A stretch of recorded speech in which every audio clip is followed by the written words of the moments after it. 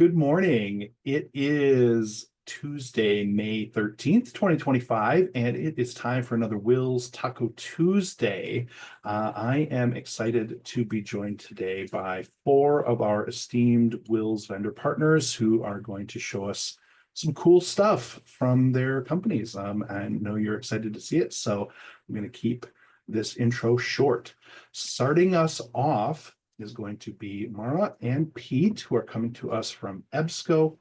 Mara, I'm going to stop sharing my screen so that you can take the reins. All righty, thank you very much, Jeff. Okay, can everybody see my slides? Yep. Looks Excellent. Good. Okay, thank you. Hi, I'm Mara Eggerman. I am relatively new to working with Wisconsin for EBSCO. You are seeing today the academic, corporate library, and medical library team. Your public and K-12 reps for EBSCO are Jim Jacobson and Lindsay Kearns.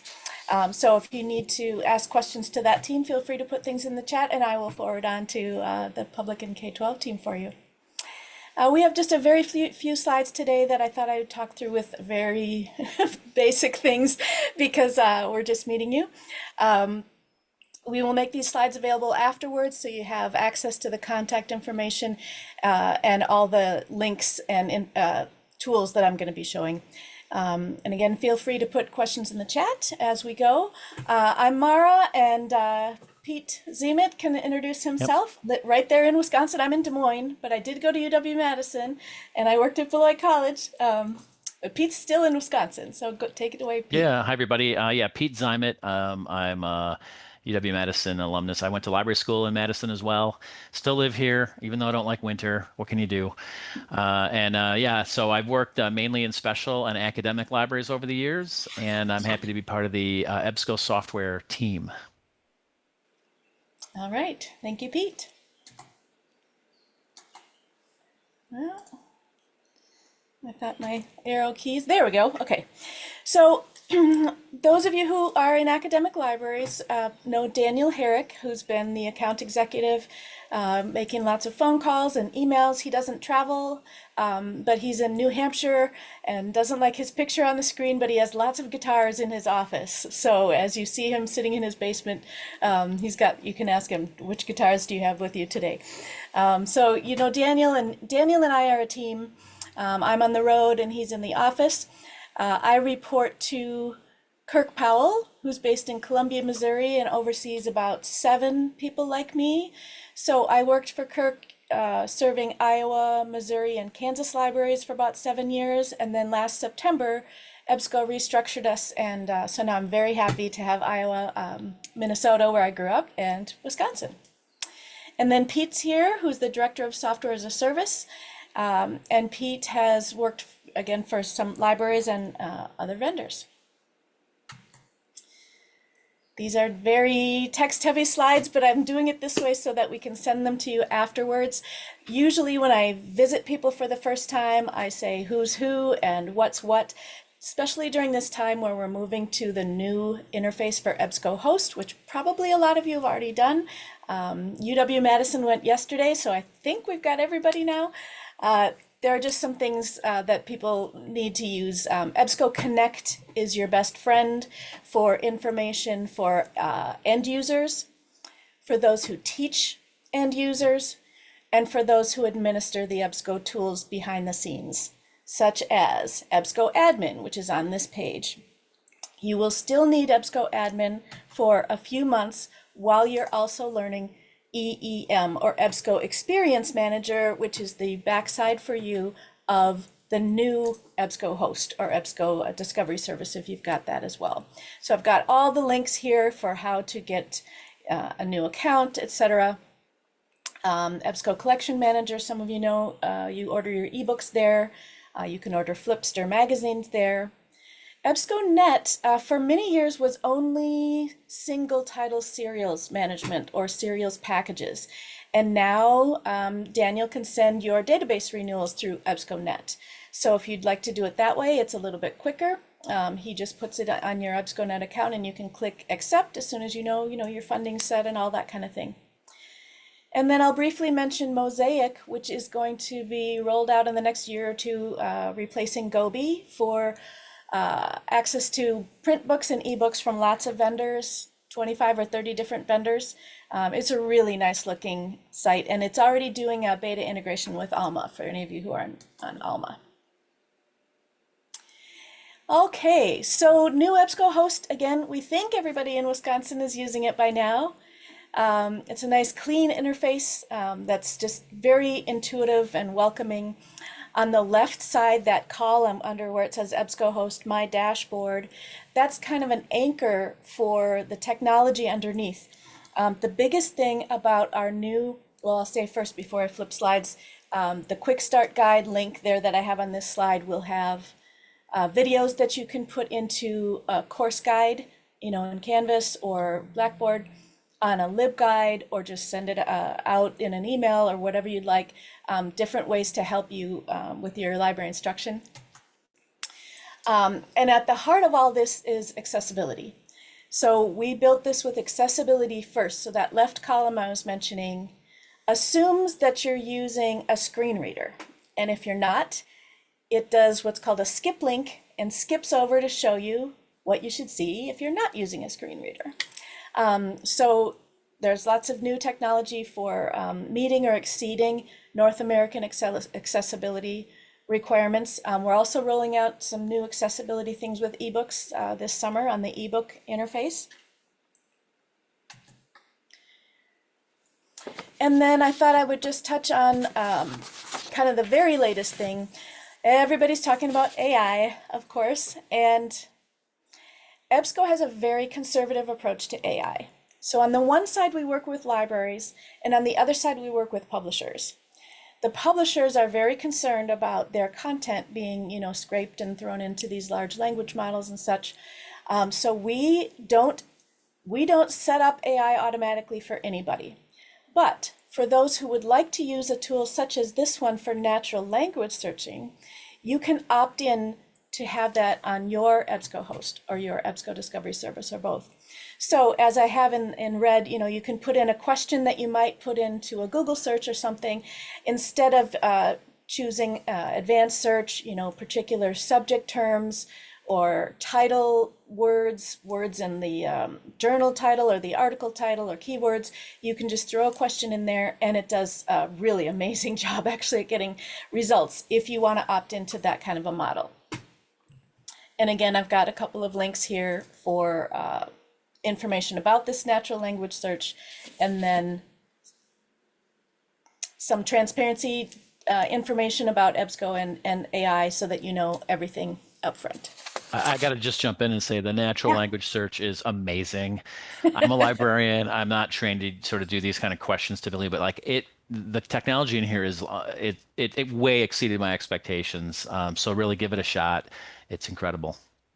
Yeah, and it's opt-in, and if you decide, for whatever reason, or somebody on your staff or your director doesn't want to use the tool, you can always turn it back off again. But it is something that's kind of fun to play around with, and it really is very, very effective. And it's free. And the new business searching interface is also no cost. So anybody who has the top three, so we have the business source databases. Business Source Elite is the lowest one, and this is not available for that. But if you have Business Source Premier or Business Source Complete or Business Source Ultimate, then you can use this new business searching interface. Some people would have used the previous one, which was a little bit clunky. But as you can see here, it draws you right in looking at, company profiles by country, or industry reports, or the SWOT analyses, which is the way that business students and faculty do their research. It's not quite the same as other academic subjects maybe in EBSCOhost. So you can have this as a portal to your business source database, as well as finding that content through EBSCOhost. So you can put a link to this interface, in your business LibGuide or research guide, and then you can have all of your databases A to Z. You can have Business Source on EBSCOhost, and another link that says Business Source on the Business Source interface. However you want to use it, you can use that, and it's very nice. One of our very newest databases is called Mathematics Source. And for those of you who may be at big libraries that get MathSciNet, Math Source plus a free open source database that I'll put in the chat here in a minute is supposed to be equivalent to MathSciNet. So it might be a way to save a little bit of money. And trials are always free. Daniel will be happy to talk to you about setting that up. And then for those people who sometimes end up with money at the end of the year that they have to spend or lose, it happens. Sometimes. Just we want to remind you about our digital magazine archives. These are some of our top selling archives. Time magazine, you can see there we have from 1922, the very first issue. Life is probably, Time and Life are probably the most popular. But because we're in Wisconsin, I want to highlight our latest title, which I have on the top right there. The Hockey News is now on EBSCO Digital Archives. So everybody line up to get the Hockey News.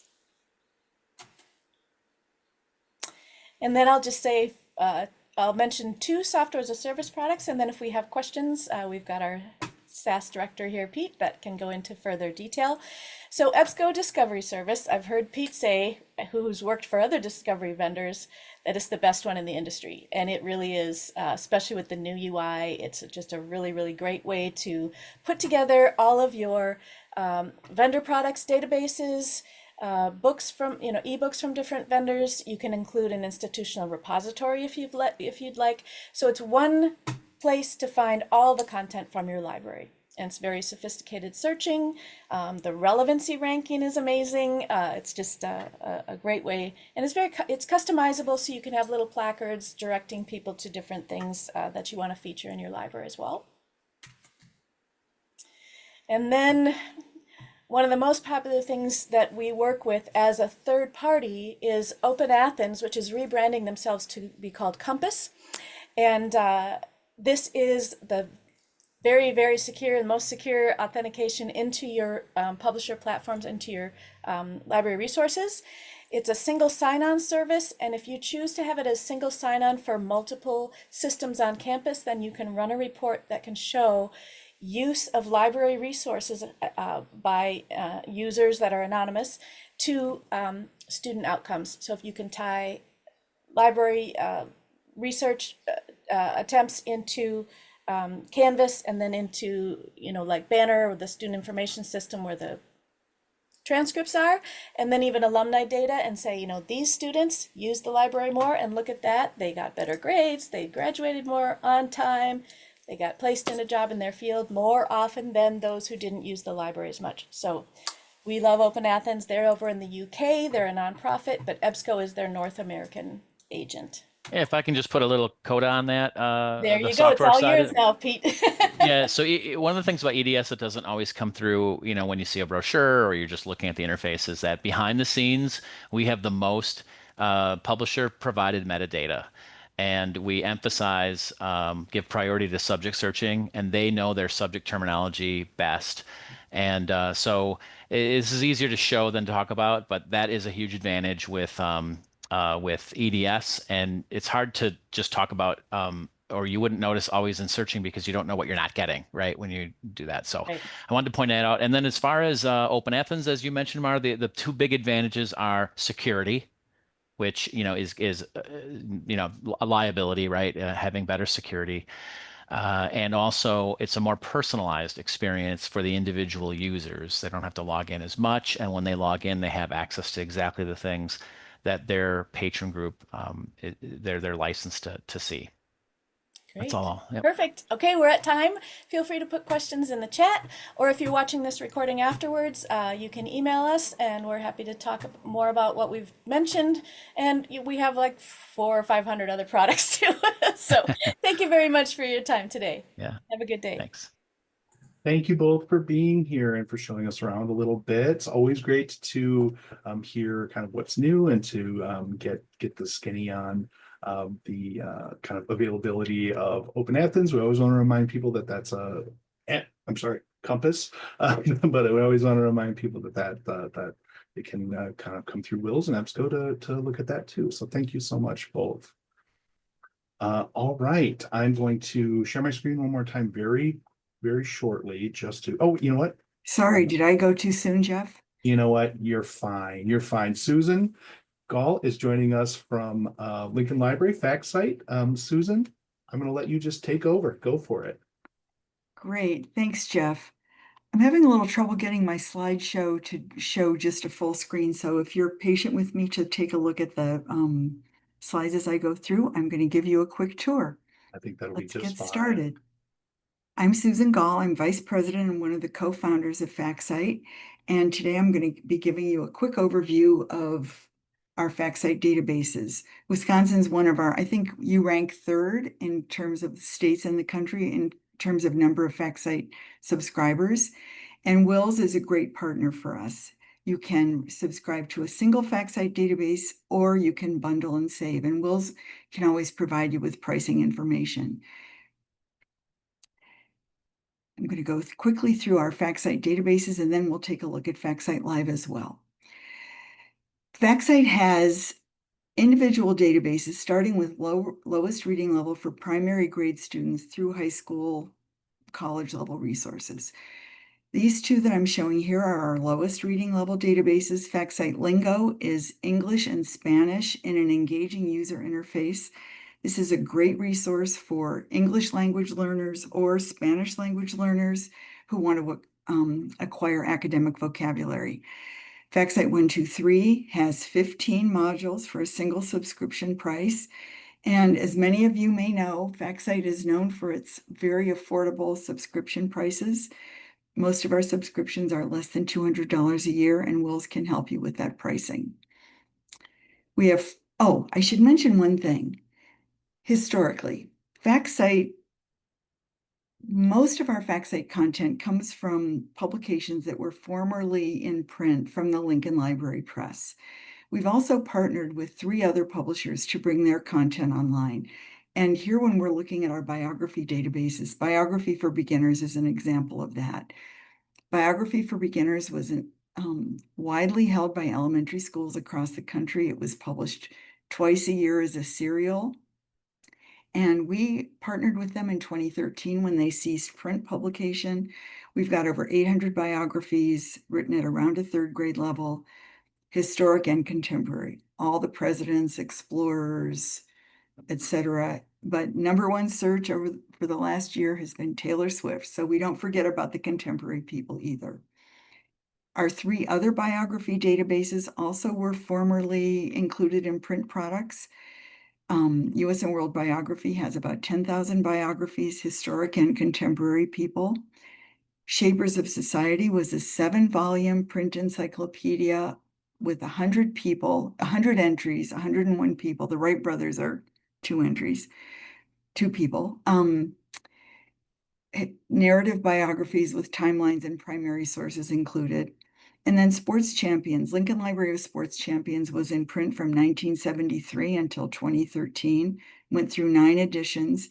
This number here needs to be updated. We have over 850 Sports Champions biographies, people who competed in 45 different sports, from Cy Young early competitors to the people who are playing sports today. We've added a lot of Wisconsin biographies. One of the things about FactCite that's a little bit unique is we take requests from subscribers for content to be developed. And one of our Wisconsin subscribers sent us a list of notable Wisconsinites that they would like us to include. And we've added a lot of notable historic figures: Chief Oshkosh, Curly Lambaugh, Cordelia Harvey, who's Wisconsin's Florence Nightingale, Harley Davidson, and many others. If you'd like the full list of our new Wisconsin profiles, just email owls@factsite.com. Or, of course, you'll have a copy of these slides when you're finished, and you can send me an email as well. We have Mythology. This used to be a 5-volume print encyclopedia, no longer available in print, but It started out with Greek and Roman mythology, but we've now expanded to include mythologies of the world. You know that many children's authors base their stories on mythological figures or tales. Rick Riordan started with Greek and Roman mythology. He moved on to Norse mythology. We include all the mythologies of the world written at 3rd, 4th grade level in this database. We don't have the most subscribers for this database, but the people who subscribe to it use it very heavily. We have 3 history databases. American history, this is based on an encyclopedia that was published in association with the Smithsonian. It includes people, places, and events from the founding of our country through to the present day. There's a module on all the presidential elections. There's a module on the US states. This database is a great value and it's very heavily used in Wisconsin and elsewhere. Our 2 other databases come from partnerships. Defining Moments in US History is a partnership we have with Omni Graphics. They have a 35-volume print series. The earliest event was the writing of the Constitution. The latest is the events of September 11th. It includes things like Lewis and Clark expeditions, Civil War, World War I. If you need resources for LGBTQ, there's a module on the Stonewall riots, history of the LGBTQ movement, Roe v. Wade, Woodstock, lots of great social studies resources there.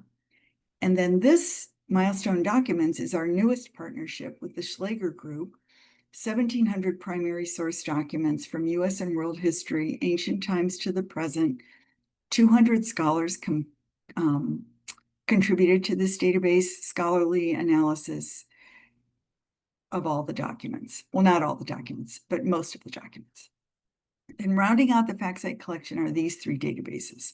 Science and Technology, which includes elements, solar system, animals, planets, earth science, physics, chemistry, and harmful drugs, 4th grade and up. Countries and Cultures, this is a great affordable option for countries research.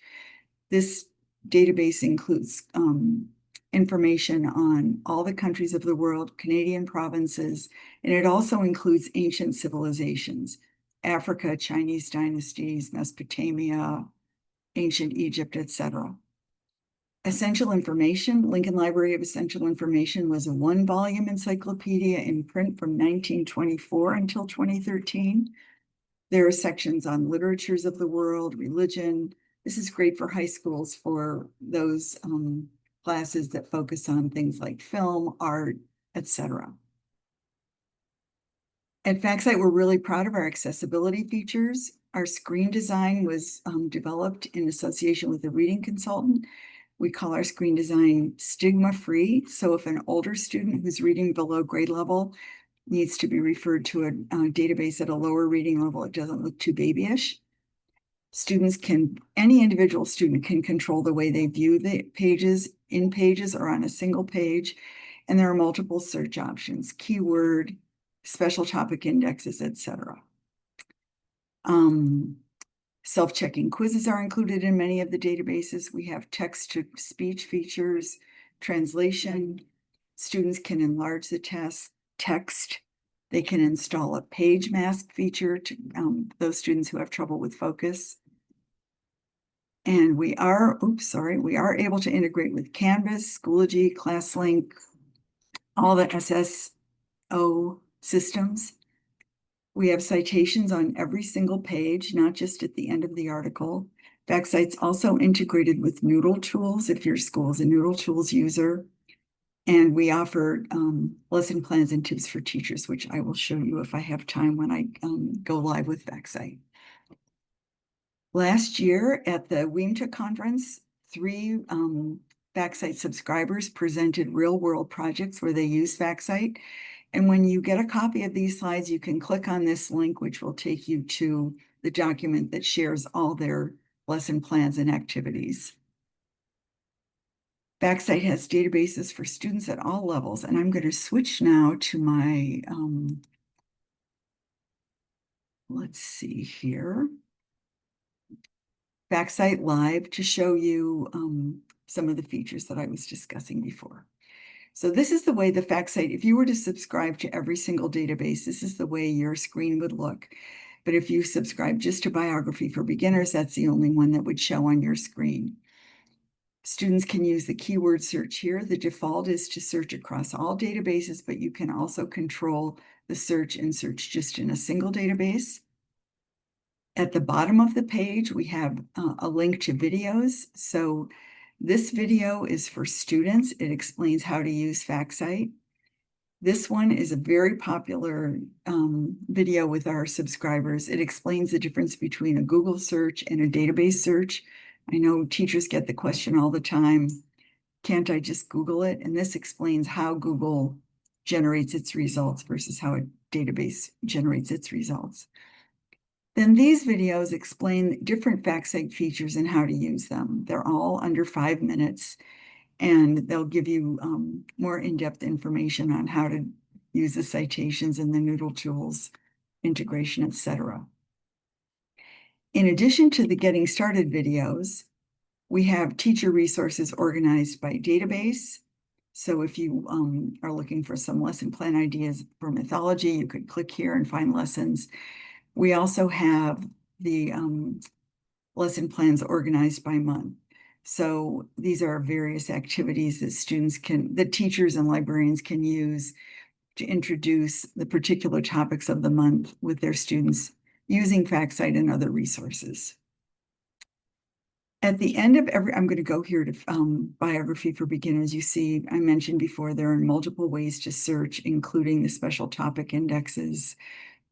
I will choose Taylor Swift to give you and show you the way the entries are organized. So any individual student can control the way they look at the article.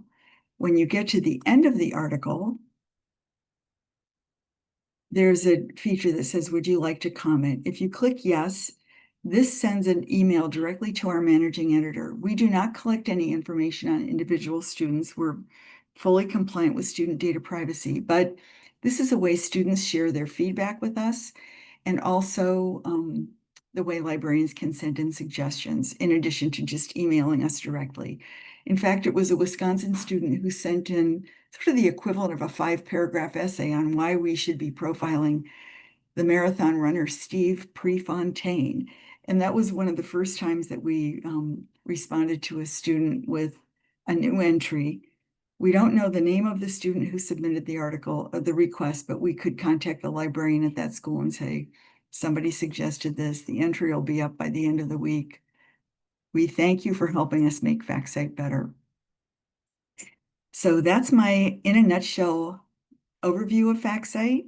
You're welcome to request a trial anytime. We know that's the best way for you to know whether FactCite works at your school, is to have your students test drive it. And we're standing by, as Mara said earlier, if you have any end of the year funds you need to get a personalized quote for, don't hesitate to be in touch. But we're also looking forward to working with any of you who are looking for new resources for the next school year. Contact us for a trial and you can have your students test drive FactCite with your research in the fall. Thanks, Jeff. Any questions? Thank you, Susan. I always love it when you come on because you've always got some cool new feature or aspect of the kind of interface of the platform that I wasn't aware of. So I know that it's really valuable for our members to hear about that. I haven't seen any questions. Sure, I haven't seen any questions come in yet, but of course I'll echo Susan and Mara too. If you've got questions about anything you see today, do reach out to us here at WiLS. Of course, I'm sure they won't mind if you reach out to them. Either one way or the other will get you the answers you need. So thanks again for joining us. And I just want to thank you, Jeff, and WiLS for making this opportunity available to us. It's always fun to participate in Taco Tuesday. Well, we're always glad to have you. Thanks for being here. Okay, so we are about to start our next presentation. I want to very quickly introduce a new friend, someone I've never met before, a new friend from a longtime vendor partner here at WiLS, Don, coming to us from Zoobean. Hi, Don. Hey, how's it going, Jeff? Very well. It's going very well. I'm going to stop sharing my screen so that you can sort of take the reins and talk to us. All right. Well, thank you, Jeff, for giving us this space. My colleague Lindsay typically jumps in here. Lindsay works really closely with our public library partners. I work closely with our school partners, specifically there in Wisconsin. I grew up in Madison myself. I live in Atlanta now. You know, life is funny. Never thought I'd be a salesperson. Never thought I'd live in Georgia, and yet here I am, sharing with you all today what Beanstack is all about. This is about reading motivation, right? So I just want to take here 10 minutes, give you a breakdown of how we work with schools, how we work to try and get kids more excited about reading, and help schools and school districts build a culture of reading. So let me start with the why. Then I'll hop into the platform and give you a general overview. And if anybody has any questions, I'm happy to get you answers, but mostly I'm just happy to share today. So essentially, like I said, this is about getting kids to read more. The reason we've been having a lot of success, frankly, is I think schools and school districts have realized that there is a really critical need to get kids just to simply read. These are the NAEP numbers that came out last month. Maybe a month and a half ago now. So this aggregates all the standardized testing data across the country. In the history of these numbers, last year saw the highest number ever recorded for numbers of 8th grade students reading below a basic level. They found 14% of kids self-identify as reading on a regular basis. 4th grade numbers didn't really look much different. We're essentially in the same place we were in 1992.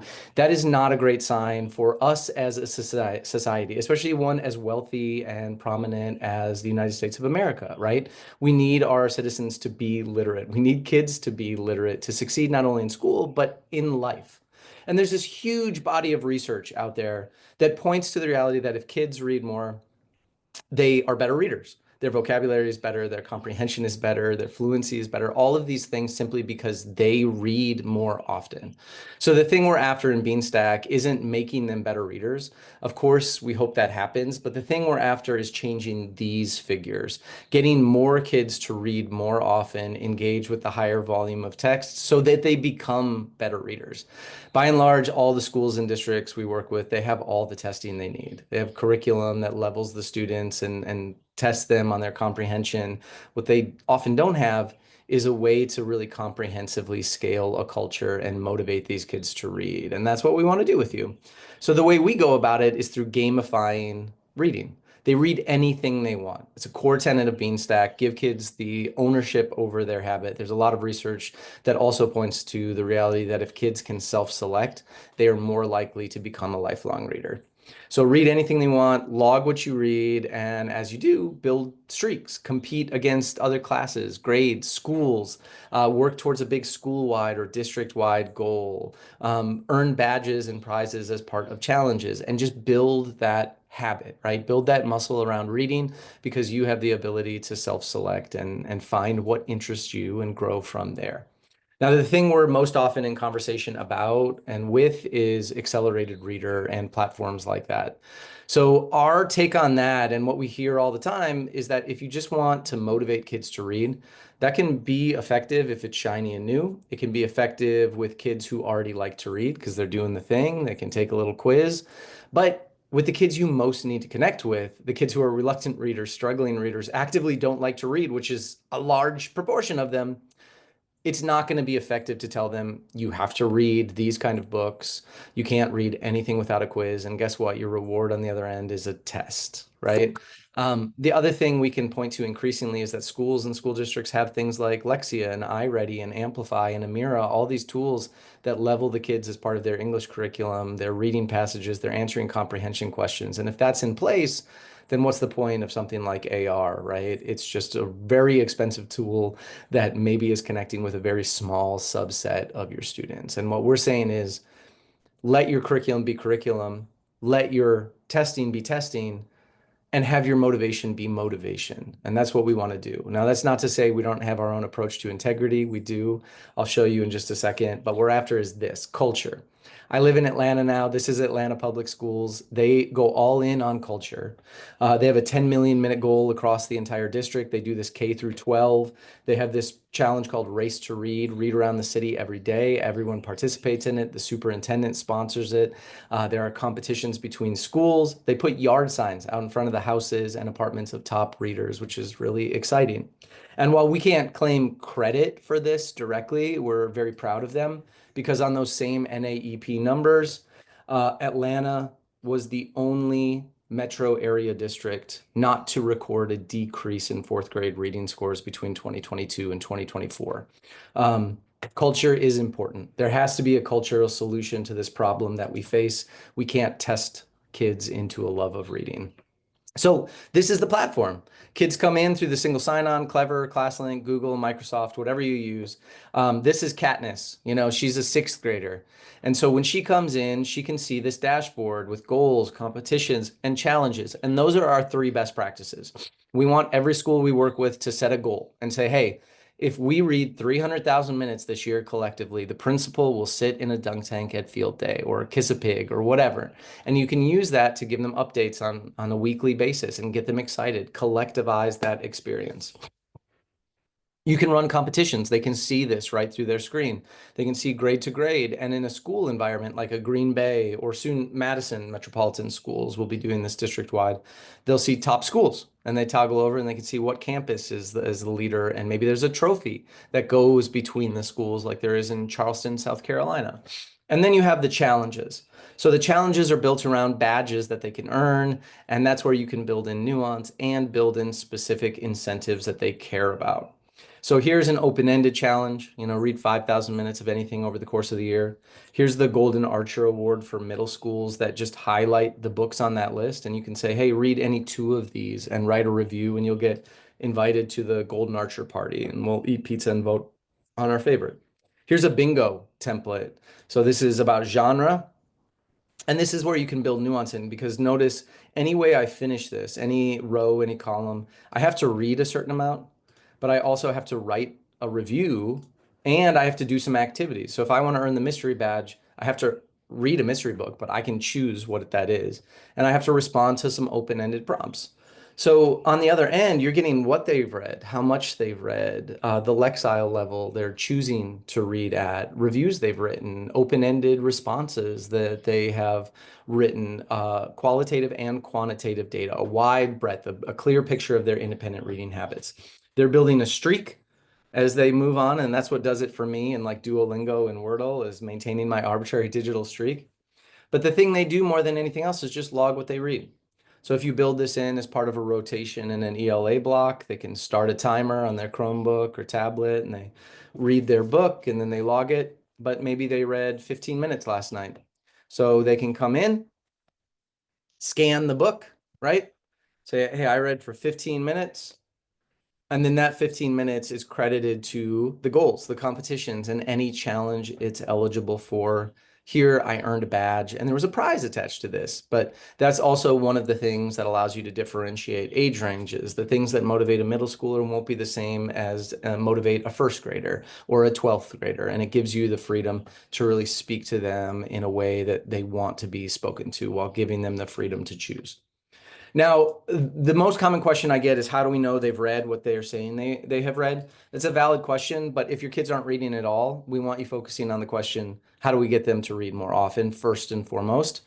Most often I'm getting that question from people who have used AR in the past, and what we would point to is that there's no tool that does this perfectly. It's very easy to cheat in anything, and if you're not doing anything with the data, that's not actual accountability, it's just kind of performative. And so we want to take a middle ground. We want to acknowledge that kids are going to push boundaries. It happens with anything, but we want to keep this positive for them. And we want to give you a notification where something is suspicious. So here, I'm going to log an hour. I have set a limit in my site of 30 minutes. So below that, I'm glad you're participating in my reading challenge. Great. Above that, I want a little bit more. So it says that seems like a lot. Before they can get credit, they have to promise it's truthful. And in addition to you being able to edit and delete that, being able to freeze their access to go talk to them, verify them to give them a reward, they get a special status their friends can see. This can also prompt them to have a conversation. So this is powered by OpenAI. This is Benny the Bean. And he always starts by saying, hey, how far into the book are you? And I can say, about 30 pages. And he will respond to what the students put in, the level of their language, the complexity of their thought. And on the other end, you'll get access to the transcript of this that says it's a good answer, it's a bad answer, it's gibberish. I could say here, Sophie met a funny giant. It will also tell you if they toggle away and copy and paste the response, right? So you will get access to an indication of how meaningfully they have had this conversation, right? So now if I toggle away here, and I'm going to show you just a few things on the admin side because I want to be mindful of everybody's time, keep us on track. You'll notice here that anyone with access to this student will see that this session is flagged, right? Good answer, copy and pasted text into the screen. That's where you can edit, you can delete, you can freeze or verify. So easy to take action. And the thing we want to say again is focus on culture. Get these kids reading more often, and hopefully over time, a tangential benefit is teachers get to know their students in a more individual way. Because if they have a conference, they can see, right, how much they've been reading, average Lexile level they're choosing to read at, 840 over the last 3. Here's everything they've read recently. Here's that flagged session where we just saw the transcript. All their book reviews, their answers to questions are here as well. Easy access to data. Dashboard showing active readers, popular books logged, active grade levels. If you're leaning into competitions, easy to pull top classes, grades, readers. Easy to customize and schedule reports. So these can just be auto delivered on whatever you want, participation, rewards earned, anything you'd like. And to help you with the challenges, we have a huge repository of templates, everything from Hispanic Heritage Month to Teacher Appreciation Month to summer and beyond. So this is a reading culture hub. If you're doing challenges on paper, this will make your life easier. It will pair those with other motivational gamified elements that will enhance participation, and it will deliver data that should be meaningful to you and teachers. And icing on the cake, if you ever want to run a fundraiser, you can do that. 75 to 90% of everything you raise. Easy to do, a light lift, especially if you're doing lots of book fairs during the year, which is quite a bit of labor, right? But I appreciate all of you. My email, and I bet it's in here somewhere, is just don@beanstack.com. If you have any questions, feel free to reach out to me directly. I'm having lots of conversations with Wisconsin schools and learning all about the Common School Fund, which seems to be a pretty simple way to fund this through a library. Exciting to see the growth there, especially at those big districts like Green Bay and Madison. So feel free to reach out. And thank you. Thank you again. Jeff, thanks. I appreciate it. Don, thank you for joining us. I know you have to run, but I love it. I'm so excited about the idea of approaching this from a culture, making it fun and the norm and like a thing that people want to do. I love that notion that you're never going to quiz kids into reading more. So I'm right there with you, man. Thank you so much for sharing with us today. Thank you, Jeff. I appreciate it. You guys have a good day, and reach out anytime. Will do. Thanks again. All right, let me get my screen up one more time here just to set things up for our final presentation of the day. Joining us, and you know what, Michaela, I can't remember if you've done a Taco Tuesday before or not, but joining us today from Newspaper Archive is Michaela. Michaela, you ready to take over? I am, yes. I'm requesting to share. Hopefully that worked. Let me know if it doesn't work. Oh, there we go. Perfect. Are you able to see my screen? Is that up? Yep, looks good. Okay, wonderful. Well, hello, everyone. My name is Michaela Coleman. I am the head of sales here at Newspaper Archive.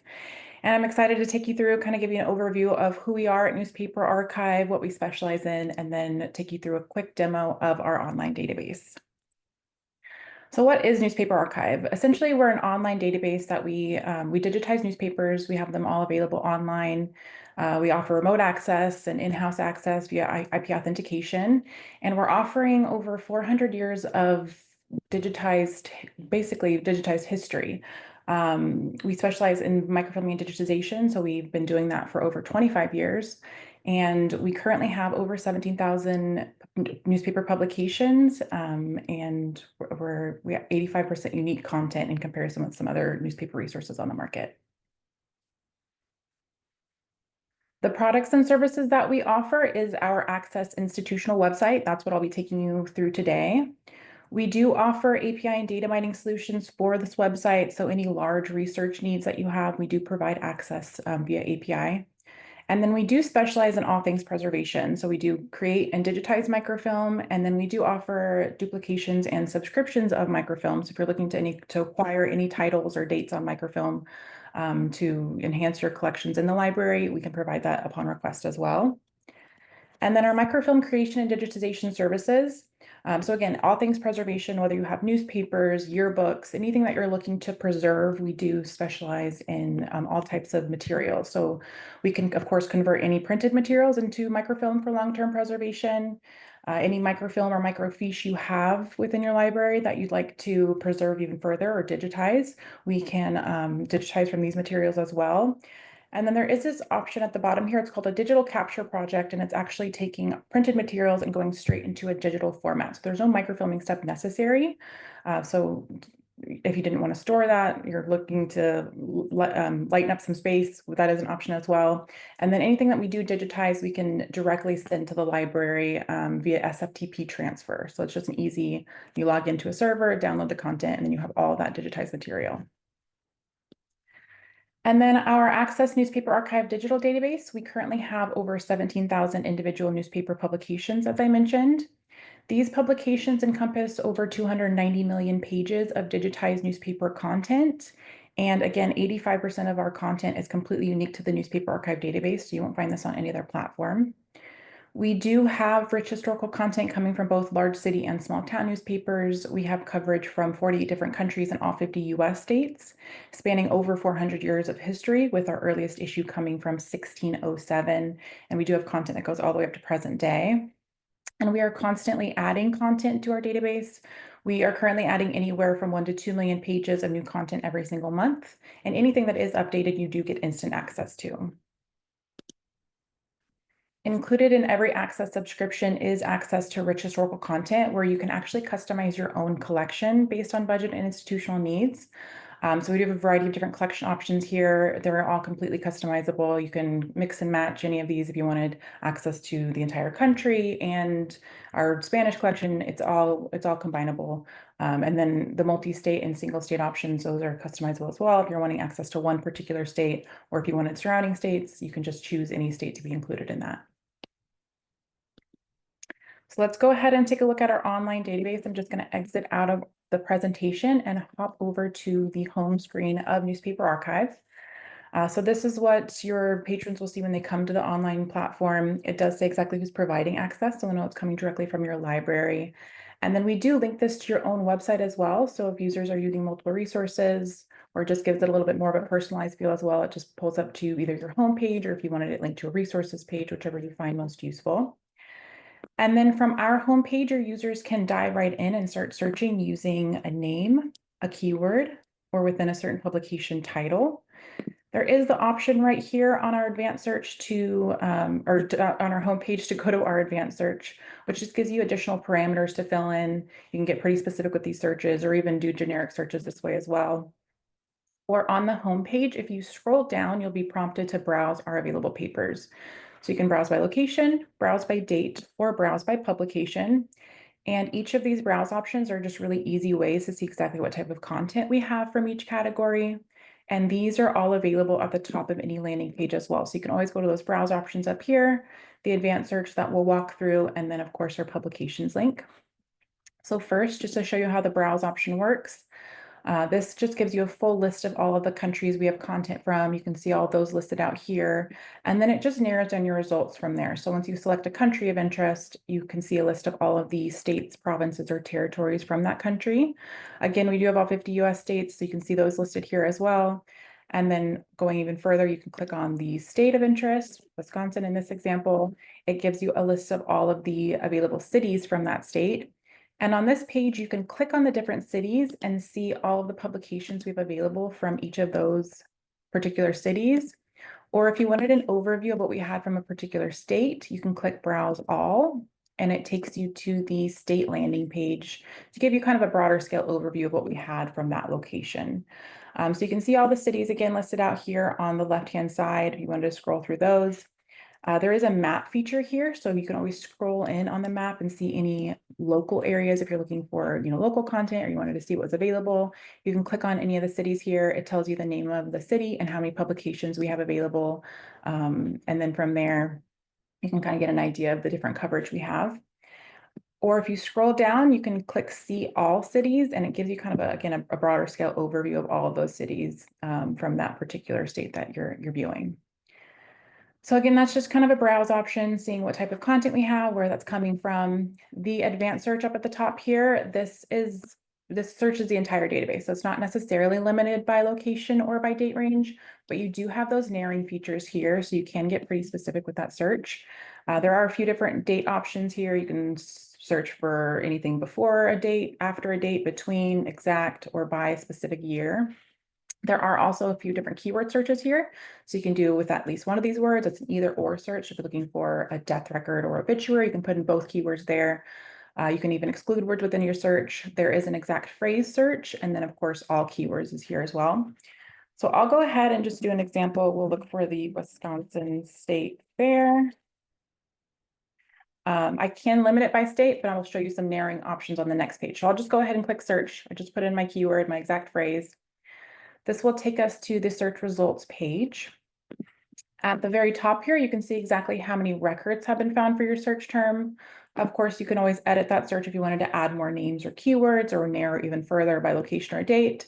Or if you look on this right-hand side, it actually gives you a breakdown of where that content is coming from, both by location and by date here. So you can easily update your results. If I just wanted Wisconsin results, I can click that, click update, and then it'll update to those specific results and go even further and tell me what publications, or sorry, what cities that content's coming from as well. I can continue to narrow it. And then each search result does have a thumbnail associated with it, so you can see an overview of the page before you click on it. And then it does highlight your search term within the page itself to give you some context from what's talking about. If you wanted to click on any of these that catch your eye, your interest, you can click on any result there, and it'll take you directly to the viewing page for that content. All of our content is digitized directly from the newspaper, so it appears exactly as it did in print. And then, of course, everything is searchable as well. As you can see from our advanced search option, our keyword is already entered in for us up here in the search bar, and then it's highlighted within the page.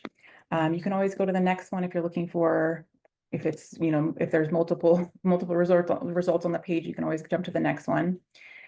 And then within the viewing page, your users have all of these options at the very top bar here. So you can actually adjust the brightness and contrast to your specific liking. If you wanted to make the pictures a little bit more crisp or the words a little bit more clear, you can always play around with that. We do have a clipping feature. So if you wanted to select one article, one picture, one portion of the page, you can select whatever portion that's important to you. And then from there, you can download it to your computer, print it, save it, etc. And we do have different shape options as well. So depending on the shape of the article, you can always get the one that's most relevant and just clip out, whatever portion that you wanted to keep. We do, of course, have zoom in and zoom out options. You can zoom out and get an overview of the page, or zoom in and get a clearer picture of all the words and writing on the page. It does typically zoom in pretty far too, so you can always read it pretty close. And then we do have page turners. So whatever page you're on, if you're wanting to flip through the entire issue, you can always go to the previous page option or the next page option arrow. Or if you hover over the page count, you can enter in any page of interest and it'll just jump to the page that you selected. Again, there is that search box. I'll enter in any keyword that I wanted to find, and then it highlights that within the page itself. And then there is the option to download this content. So you can download as a PDF file or a JPEG image.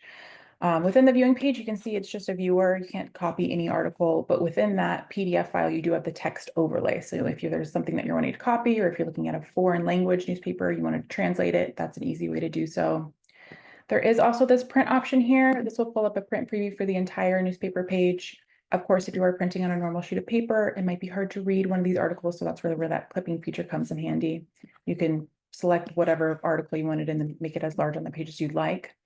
And then there is a share option here as well. So from the viewing page of the newspaper you're viewing, you can share it to anybody you want. It'll just automatically generate that email for you and include the attached image. We do also have a publications link at the top here. This is where you can come to find a list of publications available from different locations or different date ranges using these features on the right-hand side. When you do first click on the publications link, it does highlight our newly added content. So you can see all these publications over here are either titles that we've had within the database that we've added more content to. Those are updated. And then we do have entirely new titles. And then from here, you can see exactly where that content is coming from, how many years available, what issues, and then when it was updated.